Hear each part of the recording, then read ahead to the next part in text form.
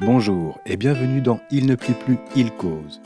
Moi, c'est Stéphane, je fais de l'origami et du vélo, mais rarement en même temps. Je dois reconnaître, je n'ai jamais encore essayé. Bref, en liant ces deux passions, me voici avec cette saison au pitch simple. Je profiterai de chaque épisode pour vous présenter une grenouille en origami. Parce qu'au Japon, les grenouilles symbolisent pour les voyageuses et les voyageurs la promesse du retour à la maison. Alors pliez l'une ou l'autre de celles dont je vous parlerai pour l'accrocher à votre vélo. Soit pour l'aspect porte-bonheur, soit parce que c'est classe. Et les deux sont compatibles, bien sûr. Pour ce troisième épisode, nous quittons le Japon. Direction l'Amérique du Sud, l'Uruguay plus précisément. Nous plierons aujourd'hui une toute petite grenouille qui, par sa taille et son poids, sera une compagne idéale pour vous accompagner à l'aventure. Si vous voulez voir à quoi elle ressemble, faites une pause, rapide, revenez vite, et allez la voir en photo sur mes comptes Flickr, Pixelfed ou Mastodon. Les liens sont dans les notes. C'est bon, vous êtes revenu ? Alors vous avez vu cette charmante petite grenouille créée par l'artiste uruguayen Roman Diaz. Il en a publié un diagramme dans son livre de 2009, Origami Essence. Roman est né en 1968 à Montevideo. Il est vétérinaire de formation et ça se voit dans les modèles qu'il propose.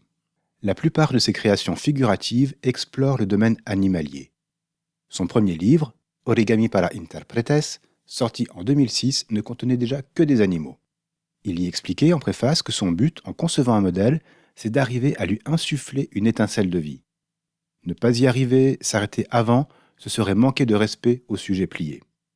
Les modèles de ce premier livre illustrent parfaitement cette volonté. L'hippocampe, la grue dressée ou le cheval sont pleins de vie. Pour moi, pour mes capacités, ce sont des modèles exigeants. La difficulté n'est pas d'arriver au bout du diagramme, mais plutôt ce qui se passe après. Le modelage, l'attention aux détails, tout ce qui permet d'aller chercher cette étincelle. Chacun demande de s'y essayer plusieurs fois, de varier les papiers, jusqu'à aboutir à un résultat honorable. Quelle différence alors avec Origami Essence ? Eh bien, en 3 ans, on comprend vite que son style de pliage a évolué.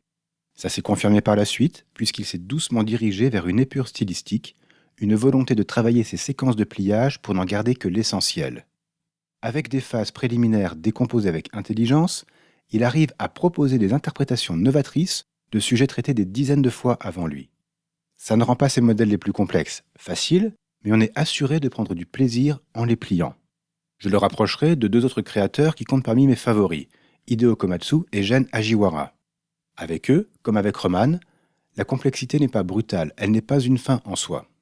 J'ajouterai que chacun a son style, qu'on finit par reconnaître rien qu'à la lecture d'un diagramme. Pour en revenir à Origami Essence, il propose, dans son édition actuelle, 39 modèles, dont 34 animaux. Hormis la grenouille, moi j'ai un faible pour le panda, dont la simplicité n'a d'égal que la mignonitude, pour l'éléphant acrobate et pour l'âne, une assez rare interprétation du sujet. Mais le reste est à l'avenant et on a là un très beau livre plutôt accessible. Notre petite grenouille arrive en fin d'ouvrage. C'est en fait une relecture moderne d'un pliage traditionnel chinois. Roman Diaz est parti de ce modèle pour en proposer 3 variantes. L'une est plutôt simple, c'est celle du jour. La deuxième est plus détaillée. Et il conclut avec une version plus grosse encore et plus complexe qui, si elle reprend une partie de la structure des précédentes, nous emmène bien plus loin. D'ailleurs, en travaillant le texte de cet épisode, j'ai vite eu l'envie de plier ces 3 autres batraciens. Vous pourrez constater le résultat au même endroit que pour la grenouille du jour. Et si je ne me suis pas trop emmêlé les doigts, comparez les différentes versions.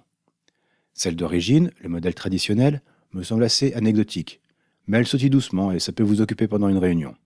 Par contre, la deuxième, celle dont je parle aujourd'hui, me semble particulièrement réussie.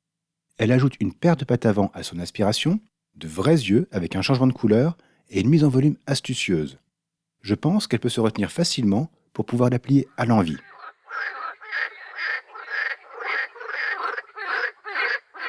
Je l'ai pliée avec un carré de 10 cm de côté, en craft bicolore, noir d'un côté et rouge de l'autre. Oui, j'avais envie d'autre chose que de papier vert. Vu le thème de la saison, c'est difficile d'y échapper, mais heureusement toutes les grenouilles ne sont pas vertes. Là, je trouve qu'elle ressemble à une dendrobate, le côté toxique en moins. N'hésitez pas vous non plus à tenter d'autres couleurs. Pour ce qui est des dimensions, un carré de 15 cm ici sera parfait pour commencer. Si vous trouvez un papier bicolore, ce sera encore mieux. Après, elle se laisse plier avec quasiment tout type de papier.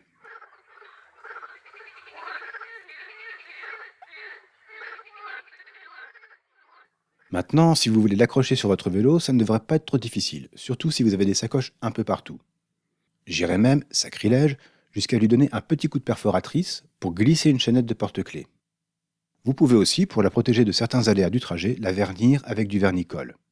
Ça la rendra plus rigide et résistante à des petites projections d'eau. Mais attention, hein, une averse va la détremper malgré le vernis.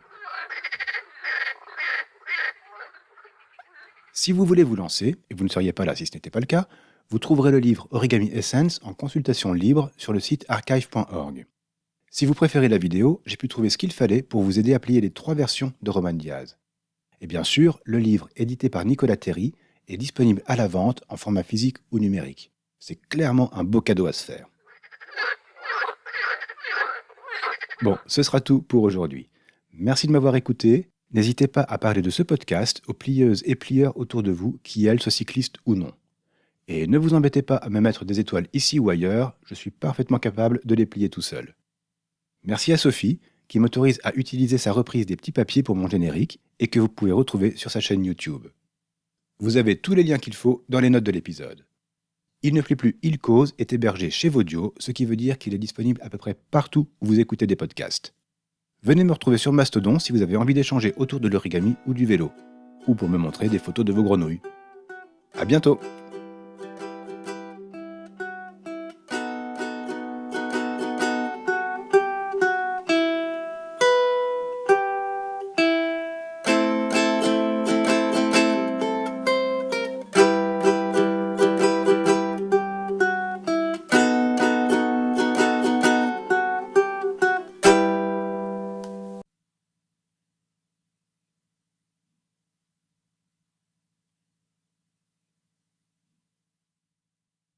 Si vous êtes encore là, profitez donc de ce rapide conseil d'écoute.